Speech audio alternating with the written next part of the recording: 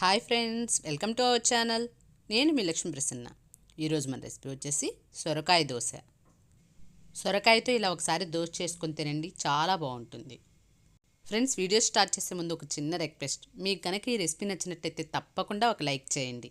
మీ ఫ్రెండ్స్కి, ఫ్యామిలీ మెంబర్స్కి షేర్ చేయండి. మీలో ఎవరైనా మన ఛానల్ని కొత్తగా చూస్తున్నట్లయితే మన ఛానల్ని సబ్స్క్రైబ్ చేసుకోండి. మరి ఆలస్యం చేయకుండా వీడియో స్టార్ట్ చేసేద్దాం. ఈ సొరకాయ దోశ కోసం ముందుగా ఒక బౌల్ తీసుకొని అందులోకి 1 కప్పు బియ్యం తీసుకోండి. ఇప్పుడు ఈ బియ్యాన్ని వాటర్ వేసి శుభ్రంగా కడిగి తీసుకోండి. బియ్యాన్ని శుభ్రంగా కడిగిన తర్వాత మళ్ళీ ఇందులో వాటర్ వేసి 4-5 గంటలు నానబెట్టి తీసుకోండి. దోశను ఉదయాన్నే వేసుకోవాలనుకుంటే బియ్యాన్ని నైటే నానబెట్టి తీసుకోండి. నేను ఇక్కడ నైట్ అంతా నానబెట్టి తీసుకున్నాను.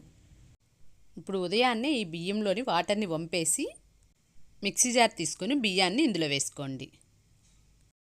ఇప్పుడు ఇందులోకి లేత సొరకాయని తీసుకొని శుభ్రంగా కడిగి పైన పీల్ చేసి ఇలా ముక్కలుగా కట్ చేసుకొని ఇవి ఒక 3 కప్పులు వేసుకోండి.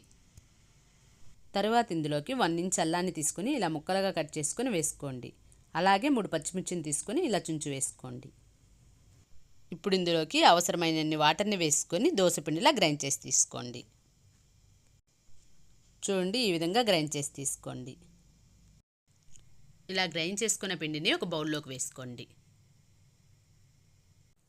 ఇప్పుడు ఇందులోకి 2 ఉల్లిపాయలను తీసుకొని ఇలా చిన్న చిన్న ముక్కలుగా కట్ చేసుకొని వేసుకోండి. అలాగే గుప్పెడు కొత్తిమీరను తీసుకొని సన్నగా కట్ చేసి ఇందులో వేసుకోండి. అలాగే కరివేపాకును కూడా కొంచెం కట్ చేసి వేసుకోండి. ఇప్పుడు వీటిని ఒకసారి కలుపుకోండి. ఇప్పుడు ఇందులోకి రుచికి సరిపడా సాల్ట్ను కూడా వేసుకొని కలుపుకోండి. ఈ పిండిని మనం పులియబెట్టాల్సిన అవసరం లేదు, అప్పటికప్పుడు దోశలు వేసేసుకొని తినేసేయచ్చు. ఇప్పుడు దోశ వేసుకోవడం కోసం స్టవ్ పై ప్యాన్ పెట్టి వేడి చేయండి. ప్యాన్ వేడైన తర్వాత ఇలా దోశని వేసుకోండి. దోశ కొద్దిగా కాలిన తర్వాత ఇప్పుడు పైనుండి ఆయిల్ని స్ప్రింకిల్ చేసుకోండి. ఇలా దోశ ఒకవైపు కాలిన తర్వాత రెండో వైపుకు టర్న్ చేసుకోండి. చూడండి, రెండో వైపు కూడా బాగా కాలిన తర్వాత తీసి ఒక ప్లేట్లోకి ట్రాన్స్ఫర్ చేసుకోండి. ఈ దోశలను వేడివేడిగా తింటే చాలా బాగుంటాయి. ఒక దోశ వేసి తీసిన తర్వాత మళ్ళీ దోశ వేసే ముందు ఇలా ప్యాన్ని టిష్యూతో తుడిచి మళ్ళీ దోశ వేసుకోండి. ఇలానే అన్ని దోశలను కూడా వేసుకొని కాల్చుకోండి.